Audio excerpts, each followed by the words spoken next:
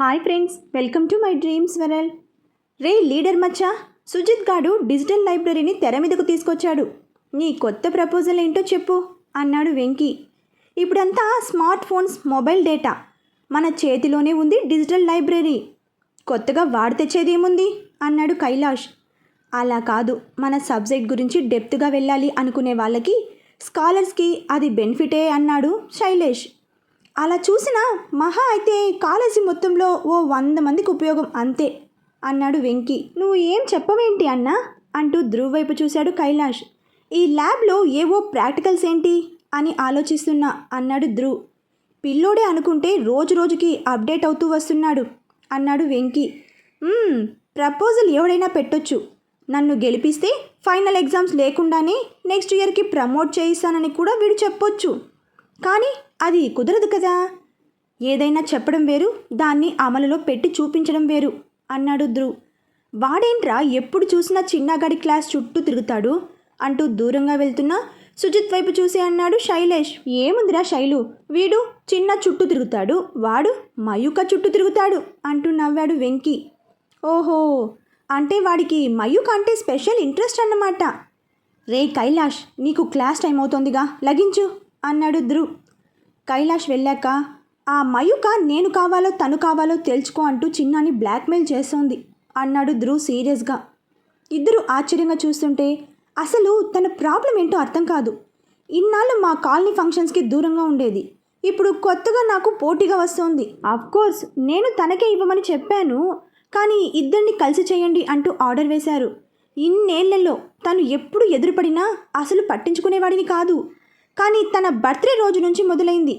Shirt amount తెచ్చివ్వడం, uncle తీసుకున్న amount ఇంట్రెస్ట్తో కలిసి మొహాన కొట్టడం, అలా ప్రతి పని కావాలని చేస్తోంది అన్నాడు సీరియస్గా. పోనీలేరా, ఏదో చిన్నపిల్ల, వదిలే అన్నాడు శైలేష్. చిన్నపిల్లరా అది? నీలిమ వలన ఆడపిల్లలంటేనే విసుగొచ్చింది, ఇంకా ఈ డెవిల్ వలన అసలు వాళ్ళతో మాట్లాడాలి అనిపించడమే లేదు అన్నాడు కోపంగా. అసలు నీకు నేను వీడు ఎంతో చిన్న కూడా అంతేనా అని అడిగాడు శైలేష్ ధ్రువ్ వైపు చూస్తూ. కాదు రోయ్, మనకన్నా కొంచెం కాదు, చాలా కాదు బాగా ఎక్కువ చిన్నగాడు అన్నాడు వెంకీ జలస్గా. అది ఎందుకో చెప్పనా, మనం ముగ్గురం ఒకే ఏజ్ కాబట్టి, చిన్నవాడు కాబట్టి. అసలు నువ్వు చేసిన పొరపాటు ఏంటో తెలుసా? వాళ్ళ బర్త్డే రోజు కేవలం చిన్నాకి మాత్రమే సెలబ్రేట్ చేయడం. చిన్న మయు ట్విన్స్, వాళ్ళు అన్న చెల్లెలు అయి ఉంటే అది వేరే సంగతి. నువ్వు చేస్తే ఇద్దరిది కలిపి చేయాలి, లేకపోతే లేదు. అలా కాకుండా చిన్న ఒక్కడినే పిలిచి చేస్తే తను ఎంత ఫీల్ అయి ఉంటుంది, ఎప్పుడన్నా ఆలోచించావా అన్నాడు ధ్రువ్. ఇప్పుడు సమస్య అది కాదురా అంటుంటే, కాదని నువ్వు అంటే సరిపోదు. నీళ్ళు వలన బాధపడింది 3 సంవత్సరాల క్రితం, కానీ నీ చిన్నతనం నుండి వాళ్ళు నీతో ఉన్నారు. చిన్న నీతో కేవలం ఫ్రెండ్, కానీ తనకి సొంత తమ్ముడు. ఇంకెంత ఉండాలి అన్నాడు సీరియస్గా. నాకు ఆడపిల్లలు సరిపడురురా, అందుకే ఆ పిల్లని దూరం పెట్టా అంటూ ధ్రువ్ జుట్టు సరిచేసుకుంటూ వెళ్ళిపోయాడు. అదిరా మచ్చా సంగతి. ఇన్నాళ్ళు బాబు తన యాటిట్యూడ్ చూపించాడు, పాపకి టైం వచ్చింది, తను చూపిస్తోంది అంతే అంటూ ధ్రువ్ వెనక్కి నడిచాడు వెంకీ. ఆగరా అంటూ ధ్రువ్ దగ్గరికి వెళ్ళాడు శైలేష్. కాలేజీ అయ్యాక మయూక బండి తీస్తుంటే, ఏ డెవిల్ వచ్చి కారెక్కు, మనం బేగం బజార్ వెళ్ళాలి పూజ సామాగ్రి కోసం అన్నాడు ధ్రువ్ వచ్చి. చిన్న ధ్రువ్ వైపు చూస్తున్నా తను మాత్రం చూడటం లేదు. చిన్న మనసు చివుక్కుమంది. రే సైక్, నేను నీ కారెక్కే సమస్యే లేదు, నేను నా తమ్ము మా బండి మీదనే వస్తాం అన్నది సీరియస్గా. నీ బండితో ఇక్కడి నుంచి అక్కడికి వెళ్ళేసరికే పడుతుంది 2 గంటలు. వస్తే రా, లేకపోతే పోనీలే అని పిలుస్తుంటే ఎక్కువ చేస్తున్నావు అన్నాడు. చిన్న, చెల్లి నువ్వు వెళ్ళు, నేను ఇంటికి వెళ్తా అన్నాడు. లేదు తమ్ము, నువ్వు ఆగు అంటూ, సైక్ నువ్వే వెళ్ళు, నైట్కి వచ్చాక చూస్తా అన్నది సీరియస్గా. ఓకే, నేను నాకు నచ్చినవి తీసుకుంటా, వచ్చాక ఏమైనా వాగితే మాత్రం ఊరుకోను, తర్వాత నీ ఇష్టం అంటూ కారు దగ్గరికి వెళ్ళాడు. ఏం పర్లేదు చెల్లి, నువ్వే కదా నేను చేస్తాను అంటూ ముందుకు వెళ్ళావు, కాబట్టి నువ్వు ప్రతి విషయంలో లీడ్ తీసుకోవాలి, వెళ్ళు అన్నాడు. నువ్వు జాగ్రత్త అంటూ చిన్న బుగ్గలాగి వెళ్ళి ధ్రువ్ కారు వెనక డోర్ తీస్తుంటే, నేనేమైనా నీ డ్రైవర్నా, వచ్చి ముందెక్కు అన్నాడు సీరియస్గా. మయూక ముందుకు వచ్చి ఎక్కగానే కారు పోనిచ్చాడు. అప్పుడే అక్కడికి వచ్చిన సుజిత్ పక్కనే ఉన్న రాజేష్తో, రే ఏం జరుగుతోందిరా, మయూర్ ధ్రువ్ గాడితో వెళ్ళడం ఏంటి, అది కూడా మయూర్ని వదిలేసి పద అంటూ కారు దగ్గరకు పరిగెత్తాడు. ధ్రువ్ కారు వెనుక సుజిత్ కారు కాలేజీ కాంపౌండ్ దాటి రోడ్డు మీదకి వచ్చాయి. ఏంటి, మా తమ్ముడిని నీతో మాట్లాడొద్దని చెప్పానని ఏడుస్తున్నావా అని అడిగింది ఎగాదిగా చూస్తూ మయూక. ధ్రువ్ కోపంగా చూస్తూ, నీ వంకర బుద్ధి అర్థమయ్యిందే. మీ తమ్ముడు నాతో క్లోజ్గా ఉంటే తట్టుకోలేక విడిదీసేశావు అన్నాడు. అసలు ఇద్దరు ఎక్కడికి వెళ్తున్నారా, నాకు పిచ్చెక్కిపోతోంది అన్నాడు సుజిత్ డ్రైవింగ్ చేస్తూ. అబ్బా, ఫాలో అవుతున్నాంగా, తెలుస్తుంది లేరా, టెన్షన్ పడకు అన్నాడు రాజేష్ ఓదార్పు యాత్ర మొదలుపెట్టాడు. వంకర బుద్ధి నాది కాదు నీది అన్నది మయూక. తెలుస్తూనే ఉంది, అందుకే నన్ను టార్గెట్ చేశావు. హహహా, అది టార్గెట్ కాదు, నీ యాటిట్యూడ్కి నేను పెట్టబోయే చెక్ లేదు, టక్కు లేదు. నీకు అసలు అంత సీన్ లేదు. ఛా, మరదే మరి నువ్వు నా అంటూ ఆగి, నా పర్మిషన్ లేకుండా టచ్ చేసినందుకు ఇంకా సారీ చెప్పనందుకు నా ఈగో హర్ట్ అయింది, అందుకే నీ వర్క్లో ఇన్వాల్వ్ అయ్యాను అంటూ మొహం మార్చింది. అది యాక్సిడెంట్గా జరిగింది, నేనేమీ కావాలని చేయలేదు. హలో సైక్, యాక్సిడెంటల్గా జరిగితేనే సారీ చెప్తారు, కానీ నేను చెప్పను. నేను చిన్నాని లాగుతుంటే నువ్వెందుకు వచ్చావు మధ్యలోకి? వాడు నా తమ్ము, నేను వాడిని లాగడానికే వచ్చాను అంటూ కొరకొర చూసింది. కదా, మరి నాకిమ్ అంటూ ఆగి, నన్ను టచ్ చేసావు కదా, సో నువ్వు చెప్పు సారీ అన్నాడు సీరియస్గా. ఏయ్, నీకేమైనా మెంటలా? నేనేమి కావాలని చేశానా అంటూ కోపంగా చూసింది. ఏమో, ఎవడికి తెలుసు, అందరికన్నా ఫస్ట్ ఆ పీస్ట్కి వెళ్ళింది నువ్వు ఏదో యువరాణిలాగా అక్కడ ఉన్న పూలన్నీ నీ తోటలో పువ్వులాగా ఫీల్ అయ్యి చేత్తో తడుముతూ ఓ కటింగ్ కొట్టావు. అసలు నీకు పొగరు కాకపోతే అందరూ మోడర్న్ డ్రెస్సులు వేస్తే నువ్వు మాత్రం లంగా ఓణీలు రావడం ఏంటి? అంటే నిన్నందరూ సంథింగ్ స్పెషల్ అనుకోవాలనే కదా అన్నాడు సీరియస్గా. అలా ఎక్స్పెక్ట్ చేసేది నువ్వు, నేను కాదురా సైక్ అంటూ నవ్వింది ఎగతాళిగా. నీతో మాట్లాడటం కన్నా సాంగ్స్ వినడం నయం అంటూ రేడియో ఆన్ చేశాడు. మీరు వింటున్నారు FM, ఇది చాలా హాట్ గురు అని జాకీబాబు చెప్తుంటే, హాట్ కాదు బల్బు బాగా అన్నాడు. వెంటనే సాంగ్ కేమ్, ఈ పాట మీరే చదివేసుకోండబ్బా. అది విని ధ్రువ్, నీలాంటి వాళ్ళ గురించే రాశారు ఆ సాంగ్ అంటూ ఛానల్ మార్చాడు. అక్కడ సేమ్ ఛానల్ రాజేష్ ఆన్ చేస్తే అదే పాట. రాజేష్ నవ్వుతూ, నీలాంటి వాళ్ళకే కాదు నీకే రాసినట్లున్నారు అన్నాడు సుజిత్తో. కదా, రాత్రంతా నీ గురించి ఆలోచించి కాలేజీకి వస్తే నన్ను కనీసం పట్టించుకోవు, అసలు నాతో మాట్లాడవు, నేను చెప్పేది వినవు, ఎలా మయూ నీతో అనుకున్నాడు. ఏంట్రా నాంపల్లి వైపు వెళ్తున్నారు అన్నాడు ధ్రువ్ కారు వైపు చూస్తూ. బహుశా మయూక వాళ్ళ రిలేటివ్స్ ఎవరైనా ట్రైన్కి వస్తున్నారేమో, రిసీవ్ చేసుకోవడానికి వచ్చారేమో అన్నాడు రాజేష్. నీ మొహం, అలా అయితే ధ్రువ్ తన బెస్ట్ ఫ్రెండ్ మయూర్తో వస్తాడు, కానీ ఈ మయూకతో ఎందుకు వస్తాడు అన్నాడు సుజిత్. నాంపల్లి కూడా దాటాక కాదు రోయ్, ఇంకా ఎక్కడికో వెళ్తున్నారు అన్నాడు రాజేష్. కొంచెం దూరం వెళ్ళాక కారు రైట్ టర్న్ తీసుకుని ఒక బిల్డింగ్ ముందు కారు ఆపాడు ధ్రువ్. దిగు డెవిల్ అంటూ కారు దిగాడు. మయూక దిగగానే కారు లాక్ చేసి ముందుకు నడిచాడు ధ్రువ్. ఎక్కడికి వెళ్తున్నారు, కారు దిగి అంటూ కంగారుగా కొంచెం దూరంలో ఆపి, వాళ్ళు వెళ్ళాక తన కారుని సైడ్ తీసుకుని, నువ్వు లాక్ చేసిరా అంటూ పరిగెత్తాడు సుజిత్. ధృవికలు ఇద్దరూ రైట్ టర్న్ తీసుకుని కొంచెం దూరం వెళ్ళాక సడన్గా చినుకులు మొదలయ్యాయి. చూస్తుండగానే వాన పెద్దదయింది. అంతే, మయూక పరిగెత్తుకుంటూ అక్కడున్న షాప్ దగ్గరకు పరిగెత్తింది. వెనకే ధ్రువ్. వాన ఇంకా పెద్దగా అవడంతో జనాలంతా అక్కడికే చేరుకున్నారు. 5 నిమిషాల్లో ఆ షాపు ముందు భాగం అంతా జనంతో నిండిపోయింది. సుజిత్ కూడా ధృవికలకు కనపడక తను ఆ గుంపులో చేరాడు. ఆ కంగారులో ఒక అతని మీద పడ్డాడు. అతను వెళ్ళి వేరే వాళ్ళ మీద పడేసరికి ఆ ఫోర్స్కి ధ్రువ్ వెళ్ళి మయూకాకి తగిలాడు. ఏయ్, కొంచెం దూరం జరుగు అన్నది మయూ సీరియస్గా. కళ్ళు కనపడటం లేదా, ఎవరో తోసేశారు అంటూ అంతకన్నా సీరియస్గా రిప్లై ఇచ్చాడు. తోస్తే పడతావా అంటూ వెనక్కి జరిగింది. షాప్ ఓనర్, అమ్మాయి వెనక చిప్స్ ప్యాకెట్స్ మీద పడుతున్నావు, కొంచెం ముందుకు జరుగు అన్నాడు. కరెక్ట్గా మయూక ముందుకు జరుగుతుంటే రాజేష్ పరిగెత్తుకుంటూ వచ్చి సుజిత్ని చూసి, ఇక్కడున్నావా అంటూ దగ్గరికి వచ్చాడు. అక్కడ ఉన్న రాయి చూసుకోకుండా తగిలి సుజిత్ మీద పడ్డాడు. అలా మళ్ళీ అదే ఫోర్స్. అలాగే జనమంతా ధ్రువ్కి తగలడం, మయూ ముందుకు రావడం వలన మన సైకమ్ టూరిస్ట్ స్టార్ లిప్స్ పీకాక్ పాప లిప్స్కి తగిలాయి. ఎక్కడో పిడుగుపడింది. ఇద్దరు ఒక్క నిమిషం అలాగే ఉండిపోయారు. ధ్రువ్ లిప్స్ తన లిప్స్కి సైన్ చేయగానే మయూక తనని ఒక్క తోపు తోసింది బలంగా. అంతే, ధ్రువ్ వెనక్కి వెళ్ళి ఒక అతని మీద పడ్డాడు. వెంటనే లేచి మయూక వైపు ఓ సీరియస్ లుక్ ఇచ్చి, సారీ అన్నాడు. అది కూడా ఎటో చూస్తూ. మయూక మొహం మార్చేసి తన సైడ్ బ్యాగ్లో నుండి కర్చీఫ్ తీసి లిప్స్ని రుద్దుకొని బీ కేర్ఫుల్ అన్నది సీరియస్గా. వాన అంతకంతకు పెద్దదవుతుంటే ఇద్దరు ఎడమొహం పెడమొహం వేసుకుని తూర్పొకళ్ళు పడమరొకళ్ళు ఫేస్ చేసి అలాగే నిల్చున్నారు. వాన కొంచెం తగ్గాక నెమ్మదిగా ఒక్కొక్కరే వెళ్తుంటే సుజిత్, రాజేష్ బయటకు వచ్చి ముందుకు వెళ్ళారు. ఇంక పద అంటూ నడిచింది మయు. అటు కాదు ఇటురా అంటూ ఫాస్ట్గా వెళ్ళి ఒక పెద్ద షాప్లోకి ధ్రువ్ వెళ్తుంటే, ఏ సైక్ ఆగు, ఏంటి ఈ షాపు అని అడిగింది. ధ్రువ్ ఎగాదిగా చూస్తూ, నేను ప్రతి సంవత్సరం ఈ షాప్లోనే తీసుకుంటా అంటూ లోపలికి నడిచాడు. ధ్రువ్ని చూడగానే ఆ షాప్ ఓనర్, ఆవో ధ్రువ్ కైసా హో బేటా అని అడిగాడు నవ్వుతూ. నేను బాగున్నా అంకుల్, మీరెలా ఉన్నారు అని అడిగాడు నవ్వుతూ. మేతో బిల్కుల్ టిక్ హూ అంటూ చేతులు ఓ చాపాడు. అది చూసి మయూక, ఇంత పెద్ద షాప్ ఉంటే ఎవరైనా బాగానే ఉంటారు అన్నది చిన్నగా. ధ్రువ్ ష్ అంటూ వేలు చూపించి, అంకుల్ నవరాత్రిక సామాన్ అంటూ లిస్ట్ ఇచ్చాడు. అది తీసుకుని ఆయన, ఓ చోటు ఇది రావో అని కేక వేశాడు. ఒక 16 సంవత్సరాల అబ్బాయి వచ్చి, హే ధ్రువ్ భయ్యా కైసా హో ఆప్ అని పలకరించాడు. ఈ సైక్కి అన్ని చోట్ల ఫ్యాన్స్ ఎక్కువే అనుకుంది మయు. ఓనర్ అంకుల్ ఆ లిస్ట్ ఇచ్చి, జల్దీసే తయారు కరో అన్నాడు. ఎంత టైం పడుతుంది అని అడిగింది మయూక ధ్రువ్ని. 20 నిమిషాలు అన్నాడు సీరియస్గా. నీ దగ్గర ఆ లిస్ట్ కాపీ ఉందా అని అడిగింది. ఏ అంటూ చూశాడు.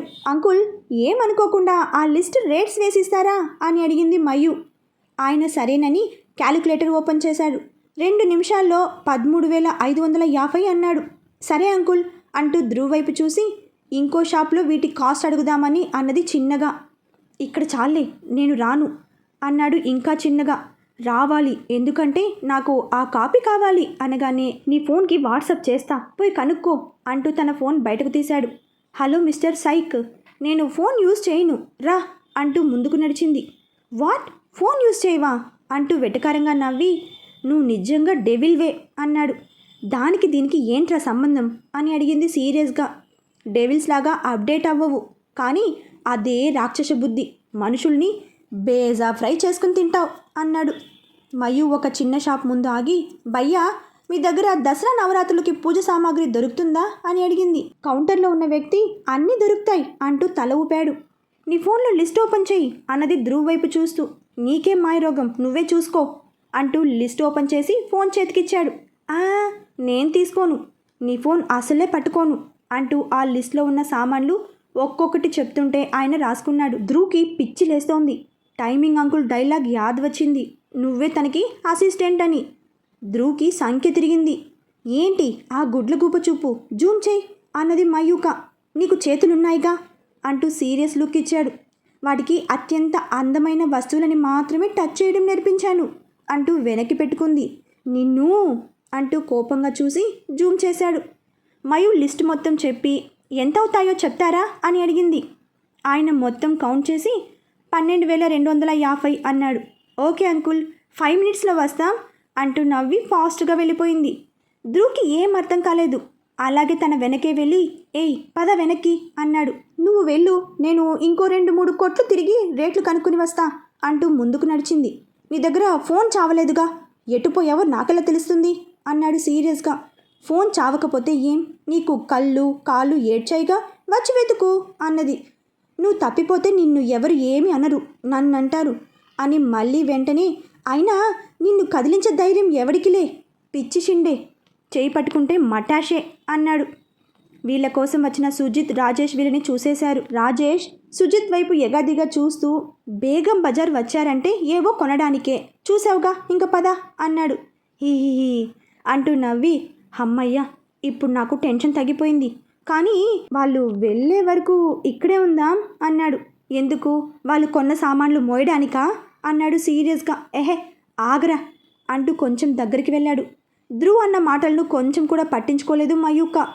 వేరే షాప్ దగ్గరికి వెళ్ళి లిస్ట్ చెప్తోంది, అది కూడా ఫోన్ లేకుండా. ష్ అంటూ అక్కడే ఉన్న బల్ల మీద కూర్చున్నాడు ధ్రువ్.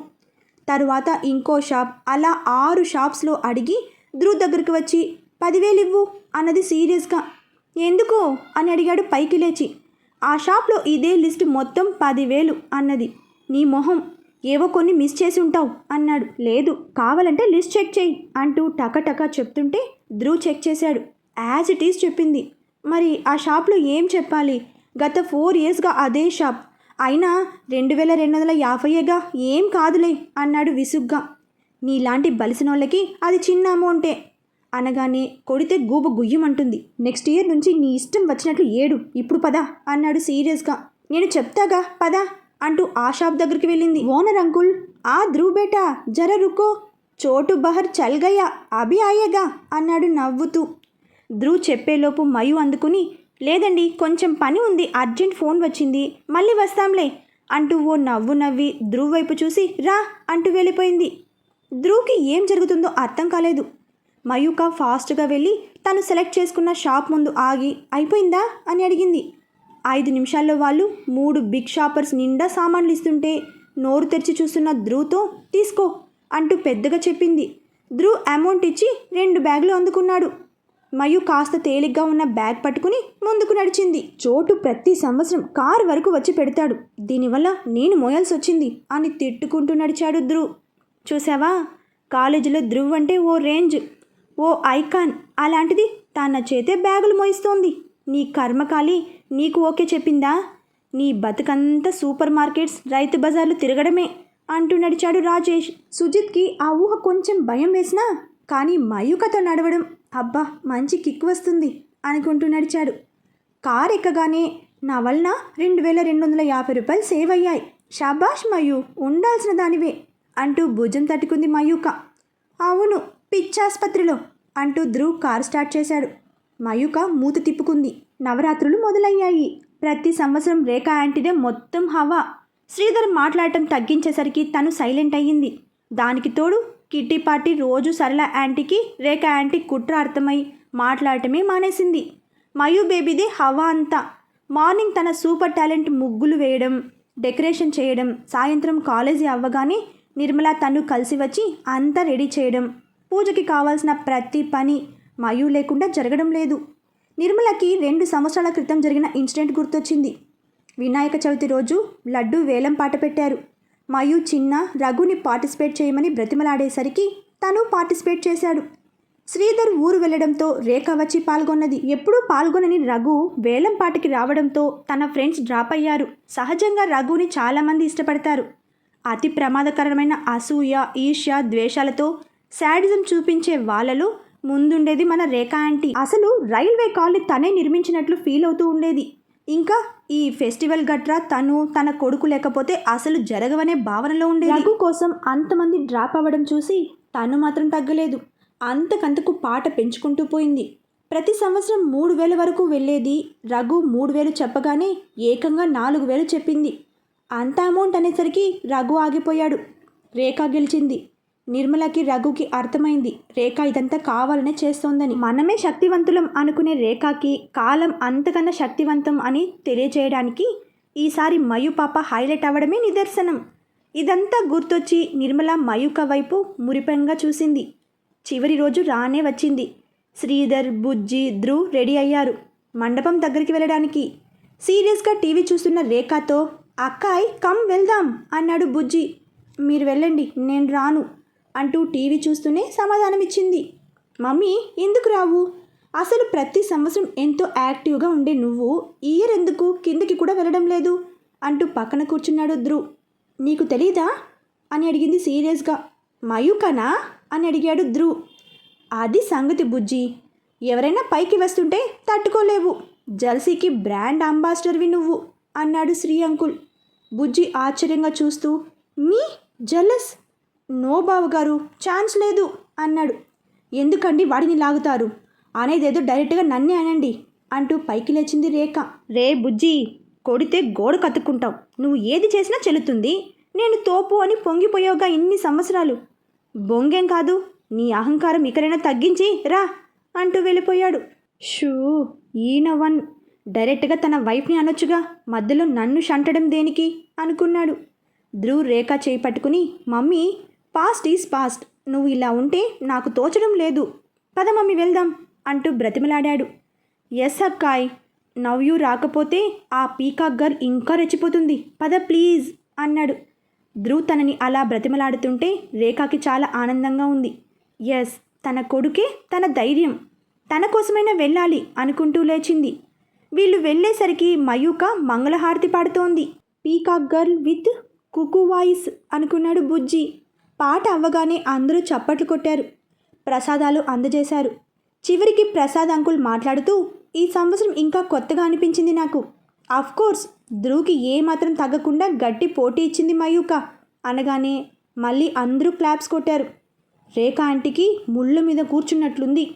కొందరు ఆడలేడీస్ వచ్చి తనని పలకరించారు. ఏంటి రేఖ ఇన్ని రోజులు రాలేదని. అక్కడే ఉన్న సరళ అందుకుని, మయూక ఉంటే ఆ కలే వేరు అన్నది కావాలని. రేఖ ఆంటీ కోపాన్ని బిగపెట్టి మయూక వైపు చూసింది. కుందనపు బొమ్మ, ఏ మాటికి ఆ మాటే, రాని పని అంటూ లేదు. ప్రసాదాల దగ్గర నుంచి మండపం డెకరేషన్, ముగ్గులు, పాటలు. అబ్బా, నా కొడుకు తనకన్నా చిన్నవాడు కాబట్టి వదిలేశా. తను ఏ ఇంటి కోడలవుతుందో కానీ వాళ్ళ పంట పండినట్లే అన్నది సరళ. ఎప్పుడు రేఖ ఆంటీకి భజన చేసే బ్యాచ్ ఈసారి నిర్మలాకి మయూకాకి చేయడం రేఖ ఆంటీ అస్సలు జీర్ణించుకోలేక సతమతమయ్యింది.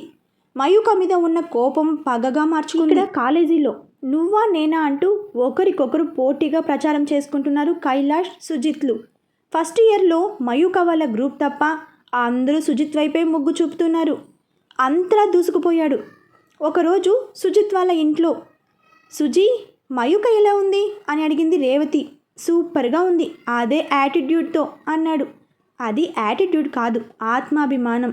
మాలాంటి మిడిల్ క్లాస్ అమ్మాయిలకి అది కొంచెం ఎక్కువే అన్నది. అది విని రాజేష్, ఊరుకోండి ఆంటీ, మీరు మిడిల్ క్లాస్ ఏంటి, సగం హైదరాబాద్ అంతా మీదైతేను అన్నాడు. అది నాది కాదు రాజేష్, వీళ్ళ తాతగారి నుంచి వచ్చిన ప్రాపర్టీస్. ఏదో పెళ్ళిలో నన్ను చూసి ఇష్టపడి వీళ్ళ నాన్న అందరినీ ఒప్పించి చేసుకున్నారు. మేము మిడిల్ క్లాస్ వాళ్ళమే అన్నది నవ్వుతూ. ఓహో, అందుకేనా వీడు మయూక గురించి చెప్తే మీరు చూడకుండానే ఓకే అన్నారు. అలా అని కాదు, ఆ అమ్మాయిలో ఏదో సంథింగ్ స్పెషల్ ఉంది. టైం వచ్చినప్పుడు నేనే రంగంలోకి దిగి నా సుజీకి హెల్ప్ చేస్తా అన్నది. అది విని Sujeet, thank you so much mummy అంటూ హక్ చేసుకున్నాడు ఆనందంగా. ఆహా, మమ్మీలంతా మీ అంత ఫ్రెండ్లీగా ఉంటే అరేంజ్డ్ మ్యారేజ్లు జరగవేమో ఆంటీ అన్నాడు రాజేష్. ఒక పక్క ధ్రువ్ వాళ్ళ డాడీ, ఇంకో పక్క సుజిత్ వాళ్ళ అమ్మ. ఎవరు గెలిచి మయూకాని ఎవరికిచ్చి పెళ్లి చేస్తారో తరువాతి అప్డేట్లో తెలుసుకుందాం. బాయ్ ఫ్రెండ్స్, మరొక భాగంతో కలుసుకుందాం.